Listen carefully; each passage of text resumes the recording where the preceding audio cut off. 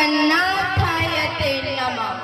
नमस्कार दर्शक बंधु, मु राजकिशोर ग्राममंगल उच्च विद्यापीठर नवम श्रेणीर छात्री पार्वती मैणा। बिंदुरु सिधु पर्यंत जहांकर पराक्रम, अणरु अलंकार पर्यंत जहांकर विस्तृति, भूमिरु ब्रह्मांड जहांकर आलोक सृष्टि ठारु अंधकार विनाश पर्यंत जहांकर आविर्भाव, स्वप्न सत्य मिथ्या पर्यंत जहांकर प्रतिच्छवि मुक्त ओडिया भारत बढ़िया सेठी पाइमो गर्व।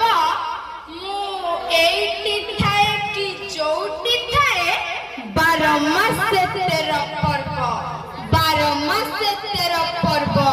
गाँर पखाण गाँर हाट, गाँ सांग साथी संजरे भेट, गाँर आरिसा गाँर काकरा, गाँ दीपावली बड़ जातरा।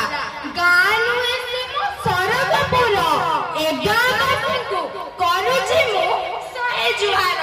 आपण माने एठी कोन, आपण माने जुआडे भी जांतु देखिबे लोक कला लुकायित अवस्था रे अछि।